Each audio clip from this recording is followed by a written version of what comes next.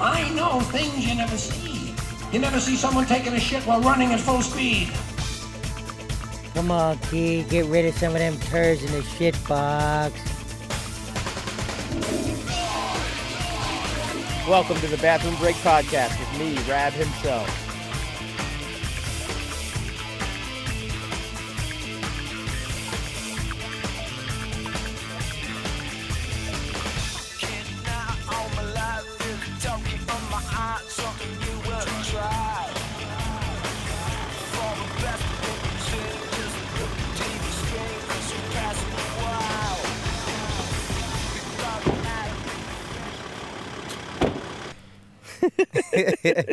Hey, welcome to the Bathroom Break Podcast. I'm your host, Rab himself, and I'm sitting in Weeman's backyard right now. Dude, welcome to the podcast, man. Thank you for having me, and thank you for coming to my backyard for today. Yeah. My life lately, I decided that I want to live the life where whatever backyard I want, I can go have. Oh, hell yeah. Like, I've woken up in my van next to a creek and a mountain, snowing. Dude, hell yeah. That was my backyard. Yeah. And then I've also woken up and been by beach curbs skating, so. Dude, that's so perfect, man. That's so rad. Yeah. You just, any day you just choose, hey, today I'm going to wake up and the ocean is going to be my backyard. Yeah. Tomorrow the mountains and next day the desert. Yeah, hell yeah. Next day the concrete jungle of wherever I want to be. So. Hell yeah, dude. It's good. So yeah, this is the backyard today. I have to have water nearby no matter what it is. Yeah. Like creek, lake, ocean. I like something. I love nature. Dude, I love that too. I feel like there's something healing about water. Like whenever I get stressed out or whatever, I'll go down to the ocean and it's just that sound of it and just the feel or even getting in it, like just makes you chill out. Yeah. You know? It is. There is something about water that it sets the mind free. Yeah. So it's good. I love it. We got a little buddy over here. Yeah, we got ducks. Pet ducks. Pet ducks. They come around. I don't really cage them or anything, but I keep them around. Yep. It's old Milo and I think one's Milo. Hey, Milo. Yeah. He came back from college. Yeah. The boomerang duck. Yeah, boomerang duck. He's back. Oh, man. Dude, that's rad. So so what made you you just felt like, hey, you know what? I just want an adventure and I'm going to, and because I just saw your van and it's this decked out, awesome, basically, decked out like Sprinter van that has everything. Like I was blown away when I went in there. It was like full kitchen, full like bathroom, shower, all that. Like it's just amazing. So what happened was last year I was dating a Canadian chick. Yeah. And it was awesome. And I was kind of in this part of my life. Hey, later, bros. Take me home by dark. They don't like when I talk about my ex. Yeah. They're like, we've heard this enough. We're out of here. He pissed her off. They pissed. She pissed them off. Yeah, I can see how that happens. No, so I started dating her, and she lived up in this farm community up in Kamloops, Canada. Oh, real nice. Beautiful. Rural area, very non-urban, very beautiful, kind of like this. Yeah. And when I first really got there, I fell in love with just the area. Very native, very nature. Yeah. Seasons, Hell yeah. And I've grown up in the concrete LA area where no seasons, none of that. So, no joke, I actually started looking for a property up there. Yeah. And I wanted, for myself. Like, I wanted to buy a farm, and I just wanted a place where I could be out in nature, have a house, plus have probably like a warehouse where I'd have my own skate area, so I'd have my own commune. Hell yeah. But no joke, every place I seriously looked over 45, 50 places, and it just never worked out. Something always happens, and I was doing it for like 6 months. Some of it was like I really was stoked on a thing, and I'd put an offer in, And they're like, well, we need to see an account. I'm like, well, my offer would be on the sale of my house. So I could just take it and then transfer it, you know? Yeah. And then people are like, well, no, we're not really interested in that. So it kind of messed me up. I'm like, all right, you know what? The market's high right now. I'm going to just put my house on the market to see what I can get. Yeah. And I just kind of did it. I thought it was going to go slowly, but a friend of mine, sudden, dude, it was quick, no joke. So I called my realtor, and she's like, okay, I'd love to sell your house. She knew it because she helped me find it when I bought it. Yeah. So she goes, let's stage it. So we staged it, and right within 3 weeks, I had offers. I was like, whoa. But I'm not ready for this. Yeah, things went quick. So when we staged it, I had to move into a hotel.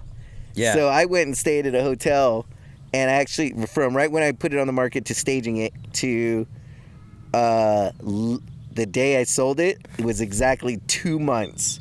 Oh, wow. Yeah. So mid-October, I was already getting offers, so I'm like, dude, what do I do? And I kind of panicked in a little bit. Yeah.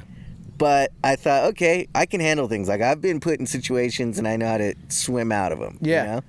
So I was over Canada too. Like, a lot of things happened at once, and I'm like, dude, I'm done. I'm gonna figure something else out. I'm a dude. I can do this, you know? Yeah. And I saw a video on Sprinter Vans, and I was like, you know what? Fuck yeah. Screw it. I might do it. So for like a week straight, all I was doing was watching van videos, like all kinds. Yeah. And one that really got me was this dude grabbed a Sprinter van, like mine, the 19-footer, and he called up, and it's 4x4 too. Yeah. And he called up Mercedes. He goes, hey, I'm going to put your van to the test. I just want you guys to know, maybe you could send somebody out to realize how the test goes. Yeah. And they sent like out one of their national like Mercedes-Benz owner ladies, whatever. And she came out, and the guy went to a 4x4 course that like trucks and Jeeps and different things go, where it's beginner, intermediate, and expert. Took this thing everywhere, was just blasting through. And the one thing that sold me on it was he went through this turn on the expert level where he just took the turn and was fine going right through it. Damn. Every other vehicle had to 3-point turn to do it. Oh, hell yeah. And I'm like, oh. Dude, and then the next thing that happened was I sent my buddy just a picture of one, and I go, what do you know about these? And he's a car guy. He wraps cars. He does all kinds of things. He's a motocross guy, everything.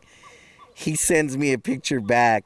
I'm driving in mine right now. I've had it for 6 months. What do you want to know? And I'm like, what? You're like, he goes, sold. dude, love it. Like, next day we went down. I went to this spot that he knows that builds them and stuff. Yeah. And it's actually the one that did the build on mine. But what happened was, it was October, mid-October. I'm getting ready to close the deal on my house. I'm like, I need something. And they're like, dude, you ain't getting nothing until July 2019. Shit. And I'm like, are you kidding me? I'm like, it just, and they're like, well, why don't you check out our website? We've built previous ones, but guys are like putting them on for sale. I'm like, okay. Another buddy of mine who lived in his van too, good close friend of mine I've known since I was like 5. Yeah. I go, hey, I'm thinking of doing this van thing like you've done, people have done. I'm kind of, it's kind of, he's like, dude, you're going to love it. First thing you're going to want is a toilet. yeah. That is essential. Yeah, he goes, anything else you can kind of get a little after, but get a toilet. Yeah. Get one with a toilet. I'm like, okay, toilet's priority. So I'm looking through all these different ones. I'm kind of checking them out. I find this one, and I just fell in love with it. And I called the guy. It was on a Thursday. I called the guy, and I said, hey, I'm interested in your van. You got any takes on it? He goes, well, I got one guy, but he really hasn't bit back. And I go, okay. He's in Arkansas. I go, I'm flying in Monday. Pick me up. Let's grab lunch. I'll treat you to lunch. And I'd like to look at your van. I'll probably, go and get it. Yeah. And he goes, sounds good, man. didn't know who I was at all. Yeah. You know, just Yeah. some rando dude. He's like, Yeah, sounds he's like, good. wonder if this is gonna happen. Yeah, so I flew in just like I promised. We went to lunch.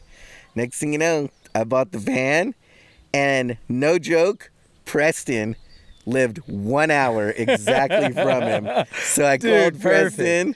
He's in Missouri. I'm in Arkansas, and I'm like, hey, Preston, it's my first night in my van. I'm gonna drive it. Can I come and stay in your house? And we'll go to dinner and stuff. And I'll just park in your driveway and sleep in it. Come on up. Hell yeah. So went there, did that, stayed with Preston. We went out. The very next day, I had to. So we went out to dinner, got a little buzzed. Preston and I Ubered back to his house, but we took his girlfriend's car. Yeah. To dinner, so we left it there. So the next morning, I drove my van, and we went and picked up his girlfriend's car, and we drove back. Coming down the hill is this huge deer. Second day I'm in my van. Second day I'm in my van, and I'm like, oh, crap. And the way I timed it and looked at it, it looked like it was going to go right in between me and Preston. Like, so Preston started gunning it, and I'm like, okay, I heard if you hit a deer, gun it. You don't want to slow down because you might just kind of injure it, and that's bad. Yeah. Because then you're going to have to kill it. If you, like, slam into it, you can kill it. Yeah. So I just started gunning it. I swear, when it got about 6 feet from me, it turned. Just missed it. It just clipped back up the hill. Fuck. And Preston was watching the whole time. He goes, dude, I thought you were going to nail that thing. I'm like, me too, man. That was crazy. Shit, that's close. So, but from then on, I just took the road back, coming back to LA, because I had to move all my stuff, storage and all that. So I came back to LA, and I drove through Oklahoma, stayed with Matt, stayed at his front yard for a little. Oh, hell yeah. Matt Hoffman. Yeah. We went skydiving. Nice. Yeah, rode his ramps. Dude, that's a good start to the van life. Dude, so then the next day, I went to, what's his name? Danny Boy from House of Pain. Yeah. He bought, in Oklahoma, Tulsa, Oklahoma, he bought the house that was the house of The Outsiders. Oh, shit. Yeah. Where they shot it? Where they shot it. Yeah. They shot the movie and everything. It was in this, like, torn down town. Yeah. He was kicking out, like, guys living in it, doing drugs and all that, and he redid it. He brought the town property up. Yeah. They renamed the street. So I'm driving through, and my buddy goes, yeah, just go check out the house. He got it. The day I drive through, S.E. Hinton, Ponyboy, C. Thomas, what's his name? C. Thomas out? Yep. Was there. Yeah. Danny Boy was there. It was a whole, we're going to do our handprints in the concrete. We're going to sign it. The mayor's going to cut the ribbon. Oh, damn. Whole deal that day. The day I'm driving through. And everybody's like, what? I'm like, I just came by. They're like, we didn't know what was going on. Your van was coming through. It's you. We thought you came that day. I'm like, nope. Just so happened to be this day. That's crazy. So they're like, damn, some jackass shit's happening right in the middle of the ceremony. They were tripping. Yeah. Dude, that's a good start to the van life, man. That's rad. And what are the chances that you got it an hour from Preston? That's like, and the dude I got it from, it's so great. Why you saw it was so technical. The guy who got it, he's an architect. Okay. And he designed the whole thing himself. Yeah. And people have said it's like one dude, of the it is rad as hell. Is that like a movie screen on the one side or something? Or what is that thing? The one side looked like it had this thing. I didn't know if it was like a screen that pulled down. No. But I do have on the racks, I have these holes that I can put a screen and pull it down. Oh, yeah, because it looked like that. And put a screen down the side of my van to do that. To have a movie night, have a little drive-in movie. Little fire pit. I haven't had it yet, but I want to do it soon. I need to get a projector. Yeah. Is what's holding back. Yeah. So he designed it, and what he wanted to do was drive to different job sites that he was going to work on.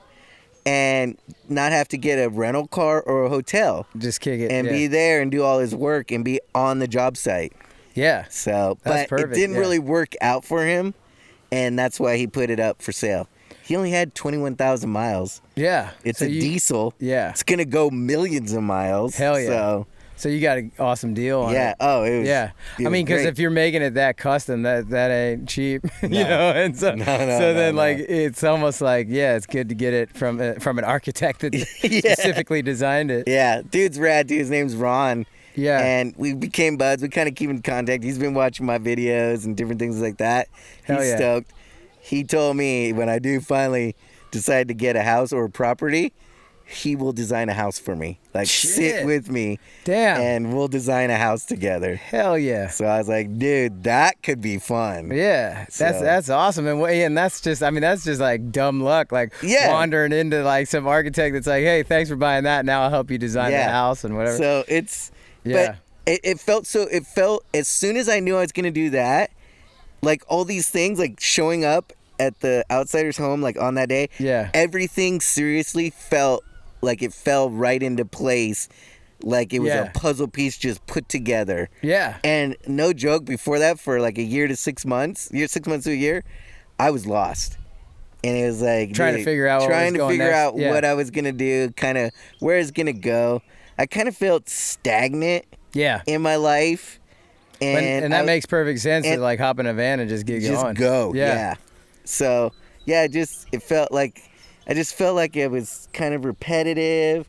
I was in this huge house by myself. Yeah. And I needed change. Yeah. So. And that's rad, man, and it gives you that. Yeah, I mean, I feel like that too. I feel like that's always the best way, like, because I'll think from time to time, like after I'm on the road for a long time, I'm like, oh, I don't ever want to travel again, you know, like I'm going home, I'm staying home.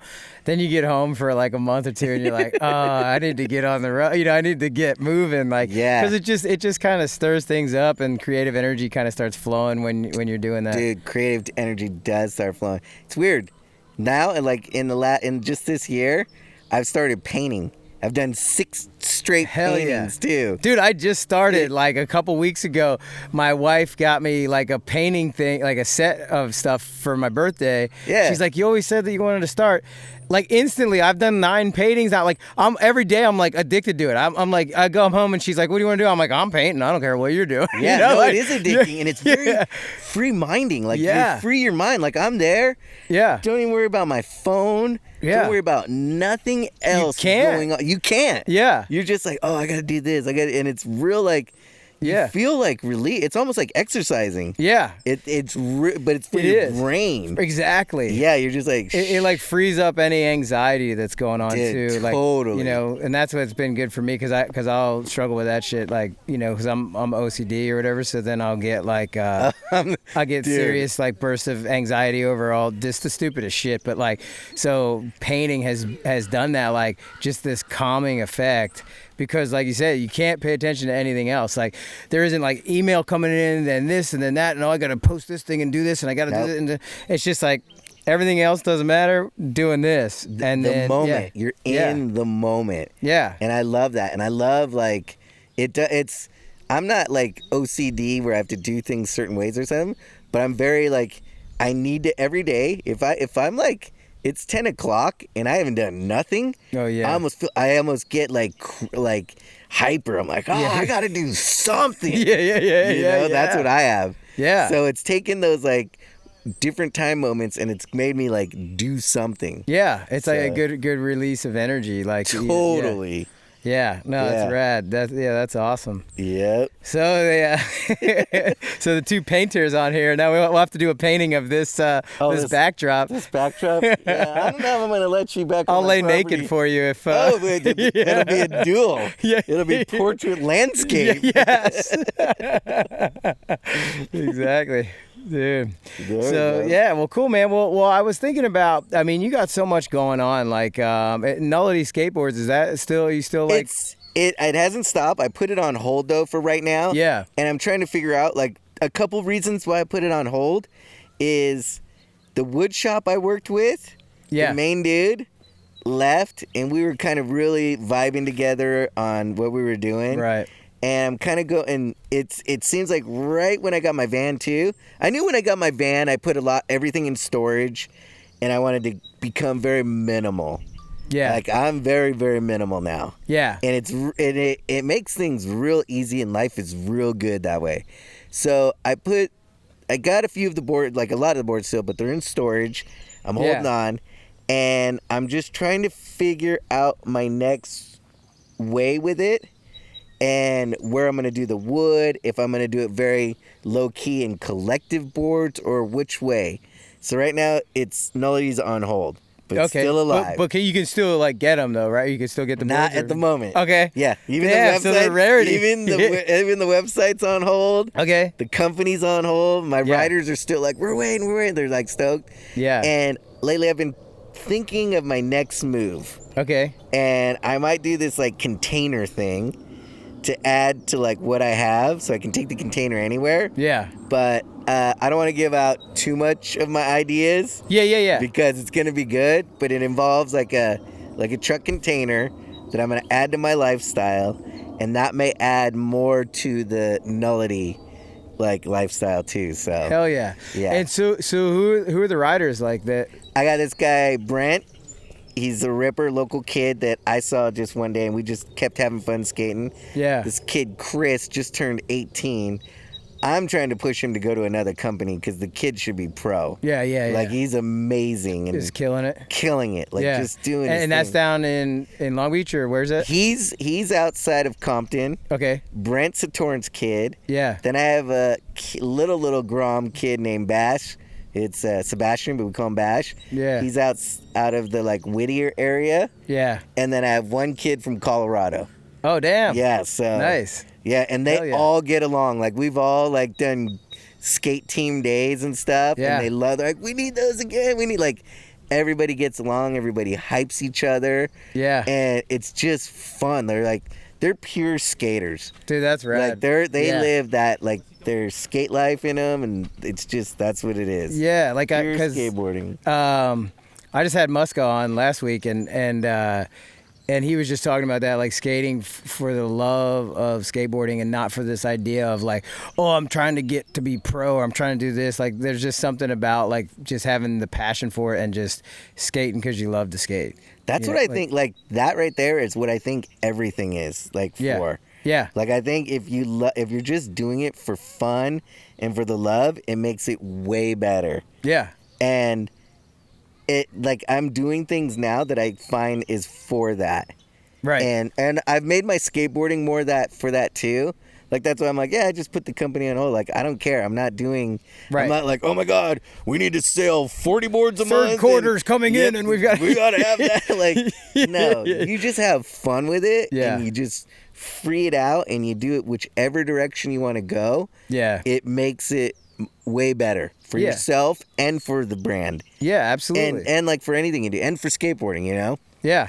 Like I never thought like, oh, I'm gonna pick up a skateboard and I'm gonna be pro. And now there's like, well, it's been for years. People go and they're like, you got to teach my son how to skateboard, and he needs to be, and he needs to learn this and this by this time. Yeah. And it's like no. Yeah, it's like the Tiger Woods thing of like having him play golf when he's like 7 weeks old. Yeah. You're like, as the soon kid as he can't comes even out of hold the womb, it. Yeah. Dad's there with a tee, a club, and a He's ball. like, let's get to it, kid. Yeah. You're breathing. You're hitting balls. Yeah. Yeah, it's terrible. God, yeah, man. I feel you. Like it is for the love of it, and I think that's the only way. Like, and that's like the thing is you can't force that, and that's like the only way that anything good will come of it anyway. Is just because you do it for the love of skateboarding. Well, it's rad to see you skating all the time because I follow you on your Instagram thing, and I'll just see like post after post after post of you just skating and ripping and getting out and doing it, and like you're just like it'll be like fucking 6 a.m. and you're like, oh yeah, sunrise, let's do it, like session. I'm like, damn. I'm lazy. I'm looking at that like, damn, I need to do something. I've always been kind of an early bird. Yeah. But I figured it out too that like I can't put sunglasses and a hat on and not still get recognized, Right. And it sucks because I would show up at a park and it's either kids want to play you skate or they're gonna be like right on my ass the whole time, or they're gonna just everything they do, they're gonna be staring at me like they want to make sure I see. I got sick of it. That's hilarious. Make sure I see. I know that. Like, bit. dude, no joke. I would be like standing at a park, like near, like on a quarter pipe or whatever. Yeah. And I would fully put my back to the park until I knew I was about to go. Oh yeah, like, yeah. all the time. And I'm just like, yeah, I don't care. Like that's just not like. I'm glad you're doing it, and I'd rather watch a kid who's just flowing through the park and just doing his own thing. And that's how I picked all the kids for my team. Yeah. Like the little kid, I saw him and I knew his board was too big for him. Yeah. But I saw the potential he had. Yeah. And I told his dad, hey, you're going to be here tomorrow. I want to bring your kid a board that I think would fit him perfect. Yeah. Kid put the board together and just land every trick I saw him trying to do the other day. Yeah. Nailing. Damn, hell yeah. And it was like, I knew. And the kid was just skating around. He wasn't like, hey, look at me, blah, blah, blah. Yeah. He was just doing his thing. And I go, that kid has potential, but he's on the wrong equipment. Yeah. And I knew what to do to get him where he needed to be. Oh, that's awesome. And ever since then, for like 3 years now, I've seen him progress. Yeah. And it's awesome. Damn. So, but yeah, that's why I started like, hey, let's just skate the skate park super early. Nobody's there. Right. They're either sleeping or they're on their way to school. Yeah. And once in a while, you'll get a couple knuckleheads that, like, I've been there where we were at one park and they had like a combi bowl. And a dude was sleeping in a tent one night, and we started rolling through, and he gets out there like, what the goddamn hell is going on here? Right? Dude, sun's out. We're skating, dude. Yeah. Sun's out, fun's out. Yeah, totally. So, but it made it like so that I could go and I could do what I want to do without being bothered. Yeah, that's perfect. I called it my Rodney Mullen style. Oh, yeah. Rodney and me and him have talked. And he goes, it's so funny. He goes, I'll be going home. He skates like at 3 a.m. And he goes, shit. it's like, and then you go. Yeah. You know? Yeah. So, and then right when you go home, the whole crowd shows up like the rest having of the no crowd idea they goes. missed it. Yeah. And it just, I used to like bump into kids and it was horrible. Yeah, it makes it tough. I know Bam struggled with that for a while too. Like when back in Philly area, like once like all the shows and everything started. Like if you go to FDR, it would be. He wouldn't even be able to leave the car. Yeah, as soon as he's out of the car, he's getting bum rushed. Yeah. And you're like, dude, I just want to try to skate, you know? Yep. Like, it does make it tough. So I guess that's why, and that's why he built his own skate park. Yeah. I've been wanting to do that for years. That's one of my main goals when I was looking at huge property was I'm just going to build a freaking barn. I'm going to have a mini ramp and I'm going to have a street setup the way I want. Yeah. If I want to tear it down and do something different, I'll do it. Yeah. So, hell yeah. I mean, it's still my goal. Yeah. You know? And you might find the spot, like, when you're looking. Yeah. Yep. No, that's cool. Yeah, no, it's the way, so. That's rad. So what got you like into skateboarding? Like when you were a kid, like what kind of, what made that happen? It's funny. I lived in Hermosa, the city I just moved out of. Yeah. And it was a real beachy town. This was I was 5 years old, 1978. Yeah. So my mom was dating a surfer dude at the time. And we'd go up and down the Strand. I used to even roller skate. Yeah, hell yeah. And so we went up and down the Strand, and my mom got him one time as a gift. Like, got him a board? Got him a skateboard. And I'm at the skate shop with him, and I'm standing there, and I'm like 5 years old. And I'm like, what the hell? I'm like, Mom, that's what I want. Like, I want a skateboard. Like what? And, Like, what about me? Like 6 years old, that got one of those little, like, I think it was like a Logan was my first board. You know? Mm-hmm. And I just cruised up and down the Strand with it. And I didn't have really a real good skateboard until later on. I kind of just had a board I was cruising around. Yeah. But then, I got a freestyle board next. I got my first real board was a Rodney Mullen freestyle. Dude, hell yeah. But no joke, I was street skating on it. Oh, there was this, double-sided curb that everybody skated by my house. Did that board, not to cut you off, did that have, it just had the tail, right? And then but the nose didn't nose go. Was like about 2 inches. Yeah. Yeah, and it had 101s on it, but I had, instead of freestyle wheels, I had the street style wheels. Hell yeah. So I was street skating on my freestyle board. Like, dude, hell full board slides, no rails, nothing, just across the middle of it. Yeah. And it was a 7.5. So then boards became 7.5s. Yeah. Because it was thinner than what were they then? They were like 8. Oh, they were like 8, 9s and 10s. Oh yeah. But then there was like mini boards, and so there was like mini, street, and then vert boards. Yeah. During that whole era. Oh yeah. Full shapes, no double kick, pointed noses, different things like that. Yeah. Yeah, like skateboarding was trying to figure out what the hell was going on. Yeah, it was a little bit out there at times. Because I remember, this is probably a few years after that, but when the Hosoi Hammerhead came out. Yeah. And then that was I just remember getting one of those and being like, God damn, this board is so different, and crazy. But it was what was it? I had Bam Bam wheels, like these pink Bam Bam wheels. Yeah, I remember those. And the Hosoi board, it was rad. Yeah. But so then you get into it and you just start skating. Skating. Just kept going. Skated everywhere. Like, skate to the store, skated down the streets, and then met some buddies, and we just always met at this 3-stair curb. Yeah. And that's where we always skated. Hell yeah. And then we kind of, as we got older and stuff, started venturing off. Okay. And then at about 9, 10, I started going down to the beach area, 10, 11, down there. And there was, in Hermosa, that's when Rocco and Nadas were skating around there. Oh, damn. There was these 2 ledges off these 3 stairs. Yeah. And then this whole area, Rocco was freestyling. Street skaters are coming around doing the street skating. You just doing a little tour through your backyard right now? Yeah. Hey, come on through. I do. I sell tickets. It's cool. I mean, Weeman's backyard. Yeah, exactly. $3. Yeah. I do it like old Minor Threat shows. Yeah. Punk shows. Don't pay more than $5. Yeah, hell yeah. Ticketmaster has nothing to do with this. Kids are free. Yeah. Parents gotta pay. You guys enjoying the tour? Yeah, awesome. You might see my ducks. It's Milo, and I haven't named the other one, but they're cruising around. So you'll see them. Thanks, guys. Hell yeah.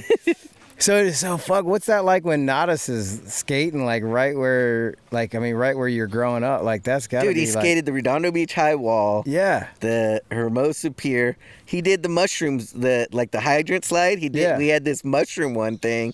Did that right there. Damn. I mean, you gotta be stoked as a kid. Oh, it was Max Evans. Yeah. Dan Paterka, Steve Rocco. Nadas, Hell yeah. So, I mean, how old were you at this point? Teenager. Yeah. So, did you just kind of watch, or were you we were skating around. Yeah. I mean, that's got to be little, when I first saw them, intimidating. It was a little bit before Rocco started World Industries. Okay. So, and it's crazy to start World. So, I worked at this surf shop then when I was old enough, 17. Yeah. I worked at this surf shop. Surf skate shop ET. Yeah. To start World Industries, Rocco borrowed some money from the owner. Damn. He goes, dude, I got this idea. Yeah. And I think it might work. I think it worked. And he goes, I think I'm gonna start and he borrowed some money and paid him back. Dude, hell yeah. And we'd see him coming in, and when he first did the double kick board, he brought it into ET and he goes, hey, put the trucks on upside down for me. And we did, and he took off with it. And we're like, what? We're like, dude, something's up. And then we saw him later that day. Yeah. On the beach, the Hermosa Beach, and he was doing shove-its. He just kept shoveting the ollies and shove it from both. And we're like, dude, skateboarding's changing right there. Damn. Steve is on the beach, on the strand, changing skateboarding right now. We were there on the forefront of it. Dude, that's amazing. God damn, you got to witness that. He would put a new board together and he'd skate right down to the beach. And that's where he would practice and stuff and try things out. Damn, that is so cool to be a part of that. I mean, or just to be witness to it. Yeah, it was rad. Yeah. And it was a good time era. Yeah. So. Man, to watch, I mean, it's so cool to watch somebody too, to know, you come from humble beginnings, but then build this thing into, a powerhouse in skateboarding is I mean, that's fun. Here's the most, since we're talking about Rocco, known him, and he would, we've talked and stuff. So Mike Smith is this hot beach, blonde-haired, blue-eyed kid that came from Hermosa too. Yeah. And everybody's like, dude, he's gonna make it. He's gonna be big. Yeah. Rocco once said to me, he goes, dude, isn't it crazy we came from the same town? But Mike kind of like, he had this in him. He had it to go. Yeah. And he drifted off a different way, and we both just came up differently. Yeah. And he goes, it's like two guys that, like, little person, like, that's, you know, you never know where you're going to go in life or what you're going to do. Yeah. You just got to kind of find your niche. You don't know what's, you know? You're right. And we made something out of what we had. Yeah. No, and that's amazing. Yeah. Dude, so when you're, like, you know, you're skating down there and Rocco and Nadas and all of them are doing that, and then, like, how did you, like, get involved with Big Brother and all of that? Like, so Big World started Big Brother. Yeah. And Tremaine took it over like an issue or two after it first started. Yeah. And Rick got brought in for photography. Mr. Rick Kosick over there. Right there. Issue 3. Yep. So Rick got brought in then. And Mike Smith had Liberty Skateboards, and he was flowing us boards, me and my buddies. And he actually hooked up a photo shoot with Rick. For you, yeah. So, like, he goes, hey, we got a photo shoot with Rick. I want all the guys to come. Let's go down. And we brought Rick around, and we were skating in El Segundo, where World is from. And there's this rec park, and that's where the 4-gap 4 is. Yeah. I've kickflipped down it, done different things. The first day Rick and I went, Rick was shooting, and I did slappy no slide shove it down the side, the like curb high, like hubba down the side of it. Yeah. And Rick goes, hey, we should link up again and shoot some more photos. And next thing you know, we went and shot a couple more photos, and issue number 5 was when those photos came out. It was my first interview. Damn. Yeah. So, hell yeah. Yeah, that's how Rick and I met, and that's how Big Brother then, things with Big Brother started happening. It's right there. The man himself. Yeah. RKP, dude. There he is. RickKosickFilms.com. Yeah. Hell yeah. Rick's Picks. Yeah, Rick's Picks, dude. Dude, it's so rad. I mean, it's so cool to hear how relationships form and how everything goes. From living in the town to just skating to meeting Rick, Big Brother turns into Jackass. Yeah. You know what I mean? Like, I know. It was a puzzle that just totally kept going. And it's just strange how it's all meant to be that way, and it all, like, I don't know if it's butterfly effect or whatever it is, but like certain things turn certain ways and they happen so that they all form into that. And that's pretty rad. So were you spending time like over at the Big Brother offices? Yeah, I was. And then I actually got a job there. Okay.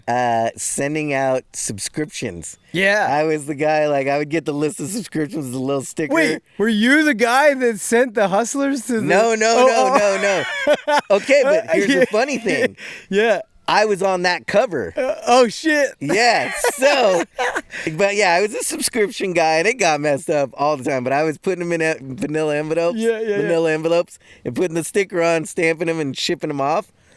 But when it got sold to Larry Flint from World, that's when, so Jeff and all of us, we just kind of split. Yeah. And we just were shooting the pilot for Jackass. Right. So Rick and I went and started shooting the Oompa Loompa stuff, and then I got another pro spotlight for riding for Dogtown in Big Brother. So it was just as the shift happened, pro for Dogtown, getting a pro spotlight. We're also filming for Jackass. Yeah. So we're filming Oompa Loompa skateboarding and Oompa Loompa different things. So since my pro spotlight's in the magazine, I got the cover of the first issue from Larry Flint. Now, because of the change, and Dave Carney took it over, and he was the one who said, let's do the pro spotlight, but we're also doing the Jackass stuff. Yeah. So it was just this weird change, and it was the first magazine out, and I think Larry Flint said, let's do a little publicity stunt and do the subscription change. Oh, yeah. All the creepy dudes who got like, I think it was big titties and whatever. Yeah. It was like a fetish smut. Yeah. It was a fetish one. Got the Big Brother back there opening it up. Here's Oompa Loompa Weeman skating. Yeah. But all the previous subscribers of Big Brother, that Big Brother is so huge now, all got the smut, dude. Dude, and I mean, and parents are already like flipping out that their kids are getting Big Brother anyway, you know? And then all of a sudden here comes this like smut magazine. They're like, "This, I knew it." No, but it was like a gnarly one. Yeah. Crazy weird stuff. fetish stuff. Yeah, dude. So, that's rad. Yeah, and I remember, you know, and I remember obviously the beginning of Jackass as well, because that was, you know, you guys were doing CKY. Yeah, the other side of that. We were doing Big Brother shit videos and poop videos and all that. And dude, and I remember because Knoxville and Tremaine came out to Westchester. Yeah. And I was telling Tremaine this because I was like 19 when the pilot was happening, because, you know, it was a bunch of clips from Big Brother videos and then a bunch of clips from CKY videos were putting the pilot together, but then a few extra things in between to fill out the pilot. Yeah. And I had done one thing where it was the shopping cart off the launch ramp, and like I ripped my rotator cuff and like totally tore it out in the shopping cart thing, because dude, like, you know, Bam's a skateboarder and he's like launching off launch ramps all the time, and so he puts the launch ramp like a little bit far away from the bush, and I'm looking at it like, nah, dude, that looks way far. He's like, no, trust me, that's how far it should be. I was like, no, that looks way far, and he's like, no, that's right, and I went up and moved the ramp up to get it closer to the bush. Okay. And he was like, all right. And then like pushed me, and I flew way over the bush. I remember that footage, and you landed on the blacktop. And like ripped my arm out. I remember that footage, and got so fucked up from that. And it was like, all right, that's the last time I don't trust a dude who goes off a launch ramp for a living, you know? So like he totally knew, like, no, it's gonna throw you way off. And I was like, I kept thinking, no, that looks so far, like, you know, and I was dead wrong. Speed and the height and the curvature, all that. Yeah, but it was funny because I was telling Tremaine, like, because he's like 10 years older than me, I think, and Tremaine is? Yeah, and how old are you? 39. Oh, all right. Yeah, so when he got there, I was like 19 or something. Yeah. And I'm looking at this dude. I said to Bam, like, who's this old fucking dude? You know, like, like sitting here. I was like, dude, what is this? Like, he was like, yeah, that's the producer of the show, and I was like, oh, really? Like, I'm thinking these old guys, and Knoxville is like 9 years older or something. So I'm going, oh, these old ass dudes, I don't know. Because it's so funny to me because he was like 29. Yeah. And at 19, 29 seems so old. Yeah. And then now, pretty much 30, dude. Yeah. He is. He's old. Yeah, he's over the hill, man. He's like, is he a cop? Is he a narc? Yeah. You know. But what's this old creepy guy doing hanging out with us? Yeah. But it was just funny because then you realize how quickly like we're not far apart, and then also the chemistry that happened. I think just from that realizing. And I think when that happens, when Jackass happened, I was 19 when we were shooting the pilot, 20. Right, I just turned 20 when it aired. Yep. And just at that age, like, I, not that you take it for granted, but you do for a little bit. You don't realize, like, dude, to find that chemistry with people that have the same sensibility and have that same sense of humor, like, dude, you think shit's funny, I think shit's funny, like, kick it in the nuts funny, like, all that stuff. To find that is really rare, and you don't realize it at the time. You just figure like, oh, I'm just running through life doing whatever. Yeah. And as the years go, really recognize, man, how unique and how special that is. Nobody can go. No company right now could go and go, hey, we want to put a Jackass crew together. Oh, they've tried. They've tried. Yeah. Multiple. We need a female. Yeah. We need this. We need you can't. It's like a band. You're right. Like nobody goes. Exactly. You know, the band forms because of their connection and what they're into, and the music just does itself. Right. And that's how, like, when we formed Jackass, it was like, you guys do this, we do this. Let's take these two little garage bands and make a big band. Yeah, you know? I mean, that's the exact way to put it. Yeah. Because I kind of always thought that, too. It felt like a band without the music because you live the life of a rock star through those years, you know? Yeah. It was the show after the show. Yeah. It was all the stuff after the gig. Yep. The show after the gig. Exactly. And it was funny because I toured with CKY, the band, for a while, like went on a bunch of their tours with them, and they would, you know, be with other bands, and then I'd get to know the other bands, and then maybe go with them for like a few shows or whatever, depending. And I realized that quickly too, like that.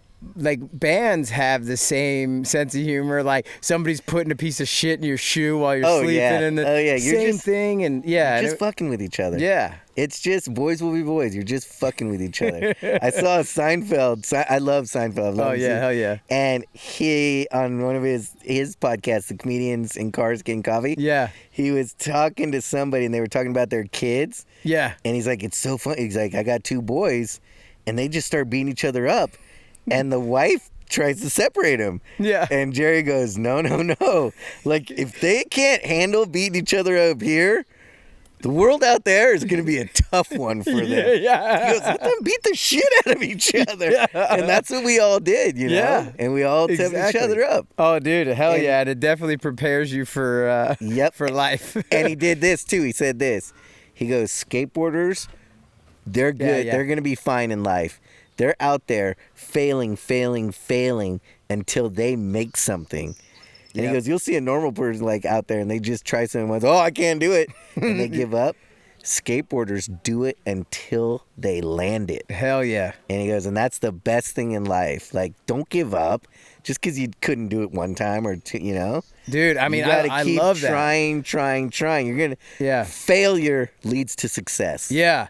And I talked about that a little bit with Muska too, but like when I was growing up, you know, I didn't have the support from my dad for it. Like I'd wear the baggy pants and be out skating, and I was Bam and I grew up together, and then Maldonado and Kerry Getz, and that was during that era. Yeah, and so like I knew at the time.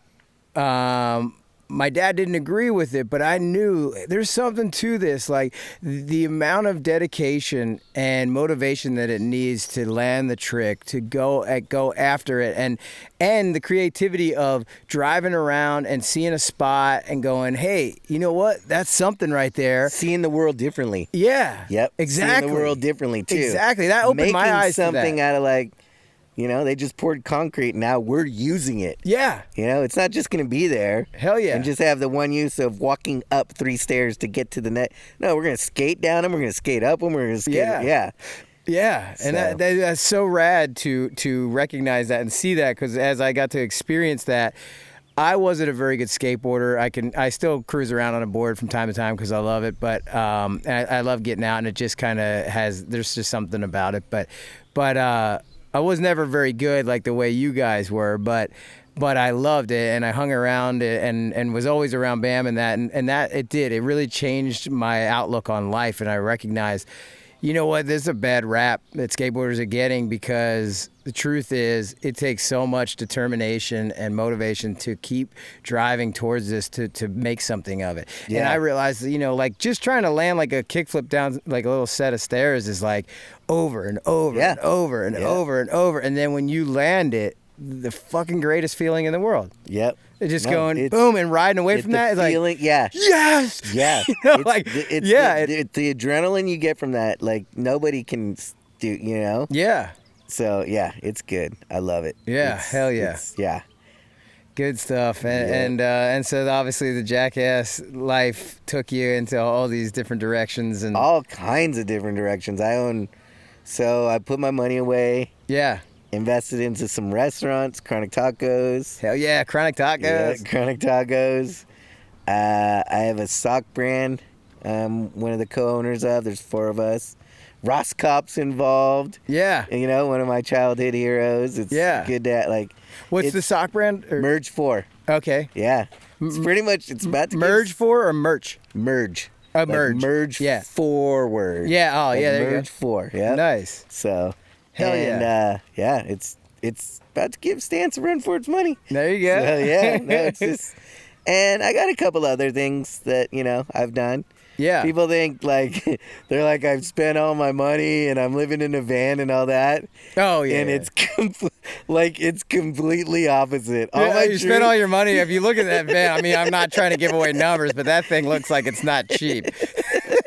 Yeah, but that's good. But yeah, no, I wanted to talk about the tacos a little bit because I came down to one of the shops and Strung Out was playing. Oh yeah, Cypress Hill was there. Yeah, I was like, wow, I think Weeman's doing shit, dude. Once you got something going, all you do is you make a phone call. Yeah, and people want to be involved. Yeah, they want to be involved. If somebody else is doing something and you're doing something, it creates more creativity. Yeah. And so you go, hey, we're doing this and we'd love for you to come down.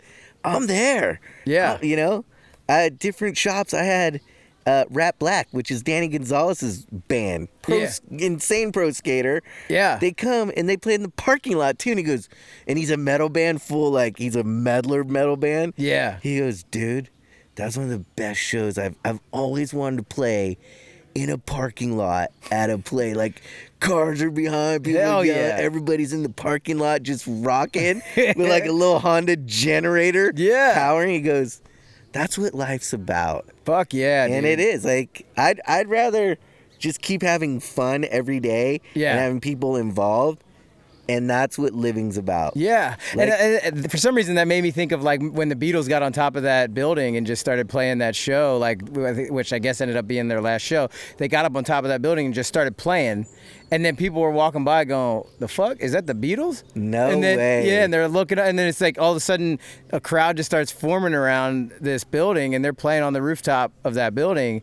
And that's like that. It's like just something awesome about just spontaneity, you know, of just like, you know what? We want to play a show in a parking lot, you know, with a van there and whatever, and just set it up and just play it. And like, you mean like the spontaneity of setting up a podcast in the middle of a nature walk with people walking by? Exactly. I mean, hey, how's the tour, guys? Thanks for getting tickets, man. Support nature. Hell yeah. No, but okay, I'll tell you this right now. I don't really plan much anymore. Yeah. I'm like in the van. I wake up and I say, that day I'm gonna go do this or that. I have to. You have to plan a couple things. Like, we made this plan, so I knew today we'd be here, we'd film and do that. Yeah. But not much else, you know. But we made a plan to meet. That's what we made. We didn't say where, what time, or when. We go, let's just keep the idea going. We'll figure it out. Yeah. It was funny because I called Cossack last night. We called to talk to try to figure it out, and that conversation consisted of, yeah, we'll figure it out. Yeah. And then we hung up. We'll get that. We called to figure it out. Tomorrow. Yeah, and we're like, we'll figure it out. Hey, don't worry, it's going to get figured out. But that's how stuff gets done. Yeah. Okay, when we filmed Jackass 2, here was the best things. Yeah. We would spend a ton of, like, it didn't come out of our pocket. Yeah, right. But we would, like, get these locations that cost some money to do this big setup hurrah thing. Yeah. And no joke, yeah, that footage would be, and the best footage would be us like fucking around with each other off to the side. Yeah. And that would be gold. Hell yeah. I mean, that was like when you kicked yourself in the head. That came out of... We were just sitting around the trailers. And Knox goes, hey, can you kick yourself? And I'm like, yeah. Boom. But that's how it comes out. Yeah. Like, you know? Exactly. Dude, yeah. I mean, that is what creates the best stuff by far. Spontaneity. Hey, just go. Yeah. And that's what it is. Don't sit around. Go. Hell yeah. So, as long as you're moving and you're going, you're fine. How's the nature walk?